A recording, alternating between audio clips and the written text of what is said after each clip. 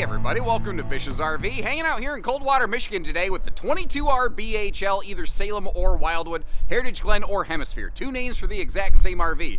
And this one threads a lot of different needles, and a lot of brands build something like this, but they all do it their own little different way. And I want to kind of show you some of the updates they've put on these. They're getting better. Every year these guys keep getting better, they keep impressing me more. So what are we looking at? It should qualify for late model tow package half-ton towable. We have wide stance stability axles, and improving the running gear this year, they've gone with Goodyear endurance radials versus whatever import tire they had last year. I'm not sure which, doesn't really matter because that's not what they have now. It comes in under 30 feet. It's only about 5,300 pounds dry weight, even with max cargo. This should be nicely half-ton towable, and you can fit it in and out of a lot of parks where a lot of big 32, 35-foot units just won't go. Yet, even in this smaller size, it has really good storage. It has a private bedroom with those awesome headboard power pockets. I really love the way they do that. And as regular viewer, Mr. Anton K would like to say, this thing is bazooka butt certified. If you are a person of a larger stature, you will really appreciate the huge mega bath on this thing. One, it's got a nice rectangular shower. Wildwood Heritage Glen's become very good about not doing a lot of radius showers where they can help it. Also, a lot of storage in the bathroom and enough room you can actually stand up and put on a pair of pants. So many RVs don't even give you a place to put on a pair of pants. Obviously, I feel a certain way about that. They also got rid of the carpet this year, and the optional solar package that we're going to be looking at today is twice as good as it ever used to be. I'm really excited to show you around. Now, it's got a couple of hiccups. I'll go ahead and volunteer one right away. It's a Camp Queen bed. Possible instant deal breaker for you. I don't mind mentioning that stuff, kind of like I do my floor plan and a flash footage. I try to give you a good idea of what you're looking at before you dive 20 minutes into this thing. And if you appreciate that, hit that subscribe button or like our video. And in the meantime, let's cruise through. Let me know what you think of her. And it's a little bit easy to miss because, to be fair, it was a subtle shift, but they have tweaked their decor elements a little bit, like the slide fascia, some things like that. Little touch up on some cabinet colorations. They didn't make a major departure from what they were doing, but they also just didn't do a reprint of everything they were doing last year. So where we kind of began this video was sort of like if you first walked in the door and took a look around, and that's kind of what we're looking at here.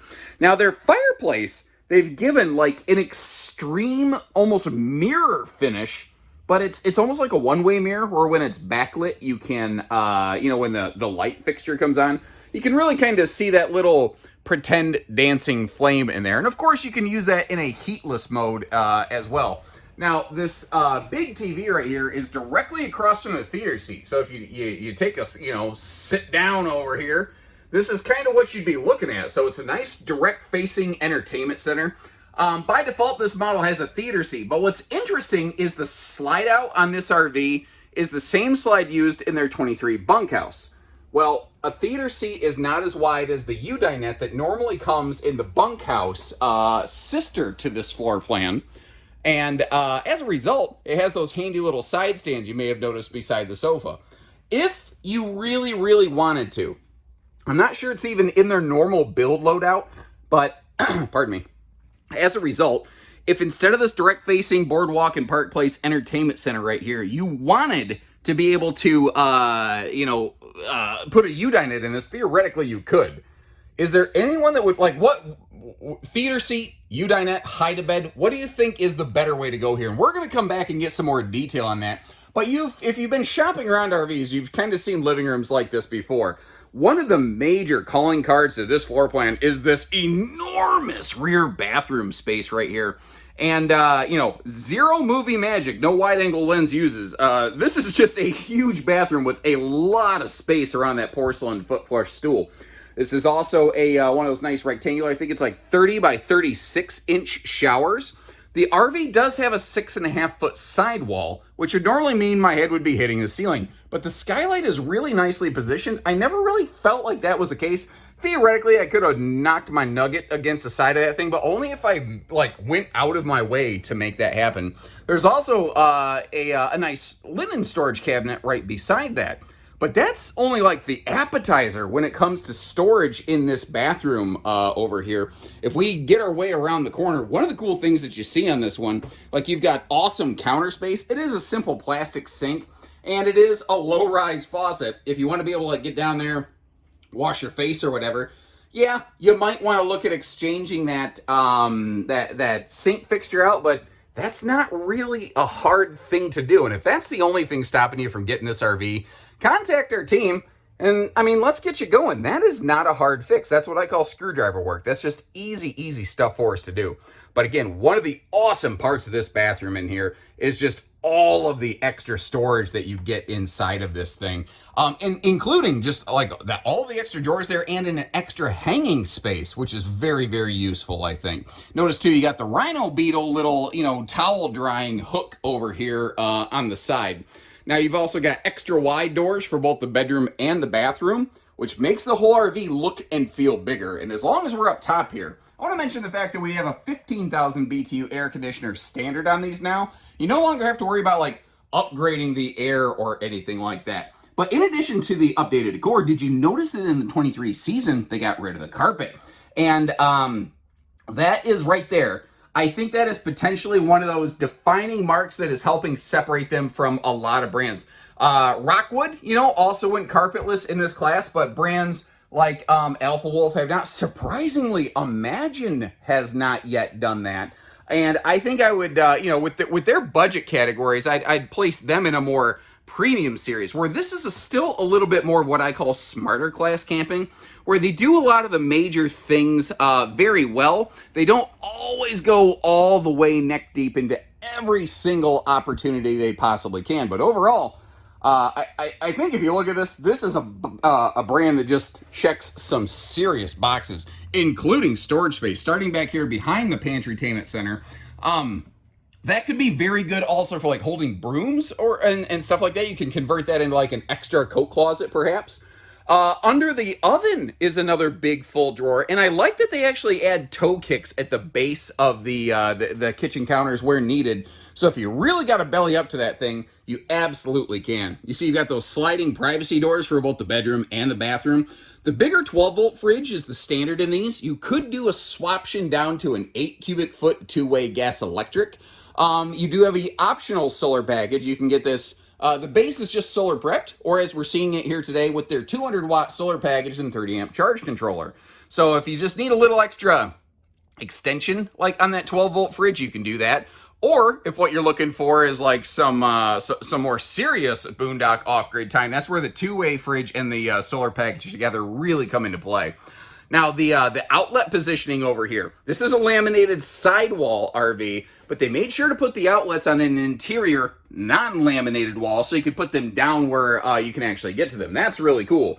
The one hiccup I noticed in this kitchen, it's awesome they have this big countertop extension, but it overlaps with one of the drawers. You can actually kind of see the bottom of that top drawer sticking out right there. So when you're at a destination, I'm guessing you're probably going to flip that countertop extension up almost all the time. The only reason that really flips up and down is just in case you want to close a slide. Not if you want to, but when you need to. Sorry. I skipped lunch today, and I think my blood sugar might be a little bit off. Like, my brain's really foggy right now. You can probably hear me kind of really stuttering through this more than normal anyway. Now, this floor plan with the sliding bedroom door, not a whole lot of wall space across from the bed for TV hookup, so they had to put it over here. I've seen that done several times. I also have noticed very few people actually tend to add a TV into bedrooms like this. Now, notice that little sign above the bed right there says outlets on both sides. I'm going to give you a good look at one of those headboard power pockets, but real quick, I just kind of want to give you another peek over here where you get to see all of the windows have those blackout roller shades, and that's cool. Something that might be an instant problem for some folks, though, is the fact that that is a short queen bed. It's one of the things that basically they went with a bigger bathroom and a smaller bedroom to help keep the thing under a specific size range. At least it has an easy lift bed storage, and the fact also remains there's enough room in here. If you wanted to put a true queen into it, you should be able to do that. And actually, I've seen some owners comment that they've done that and had absolutely no problems with anything. So it seems to be true queen capable, just not true queen outfitted from the factory. I'd rather just be done from the factory so we wouldn't have to guess and you wouldn't have to rely on someone like me. Now, I try, obviously, to share the good with the bad and everything in between, but, if you don't know me from Adam, how are you supposed to be able to trust me on this stuff? Like, I get it. I'd just rather be a true queen from the factory, I guess is what I'm saying. I do like that skylight right there above the kitchen, though. It really lightens and brightens the kitchen space up very, very nicely. Now, we're at a little bit better angle here. That pocket between the soundbar and the fireplace, that's got some USB plugs in there. That's a cool little, like, device charging station, which I think is nice. As we pivot our way around here, notice that all the windows, like every window you've seen, opens for airflow. In the stick and tin Wildwoods, that's not always the case. But here in their laminated models, that is one of the things where, there's a little extra budget applied here. Now, I'm going to show you that this RV does come with its own little table, but I actually think what I would do is under these little phone shelf side stands, I'd slide like a set of TV trays down there. Fold TV trays up when I'm not using them, and I'd probably use that instead of the table that's included with this, although there is nothing wrong with the table. Now, giving you a look at the blackout shades there, the standard theater seat, it is, a very well-defined separated cinema-style seat with that big old armrest console in between. Now, there's some power outlets, some USB plugs down in there as well, which I think is very cool. And notice that removable table, which basically stores in the closet. It straps against the wall in the closet, or pantry-tainment center. You might have noticed that. It can turn. So if you just kind of want it setting there for snack-tastic action, you got a bowl of popcorn between you, you're kicked back watching a movie, you could do that. Or if you want to, kind of horizontal the thing so that you two could eat side by side, you could do that too. The one hiccup with that thing, you really want to make sure you don't like push down on that. I'm bumping into stuff. You don't want to push down on that and like put your weight on it when you go to stand up. That's the one big hiccup safety caveat I want to give you that so you don't bust it off of there. So two things. One, if you're like Uncle Gary, you leave the bathroom door all the way open when you're sitting on the toilet, which is your current point of view, by the way. This is the action seat. Secondly, we've got the door closed for road mode, and by virtue of the fact that I can get in here to the bathroom from the entry door, I think pretty much nails it down that, yes, we are travel potty stop friendly. When everything else closes up, when the slide closes up, though, it can get a little tight in some other places, and first of all, the bedroom's gone. When the slide is closed, the bedroom is flat out gone. The refrigerator access is effectively gone. I don't really think that little crack right there counts as refrigerator access. Now, here's the thing though. This type of slide system, it can be opened partially without screwing anything up. Now, you don't want to use it when it's partially deployed like that. You only really want to use towable RV slides when they're fully open. But the fact is, if you need to crack this a little bit to get into that fridge or sneak up into that bedroom just to pack the RV up and then close it behind you, you could get away with doing that here. I don't love that, but I'm also not going to lie about it or conveniently forget to showcase it, Weather's looking a little crazy. I think I might get rained on at any given moment. But in the meantime, let's take another look at the weights and measures over there. Again, get a good idea for what it takes to maybe tow one of these around, the tank capacities, all that stuff now that we're outdoors. I do feel with the length, the weight, and the wide stance stability axles, this is a good pairing for most tow package half-ton pickups. Now, they're not all created equally.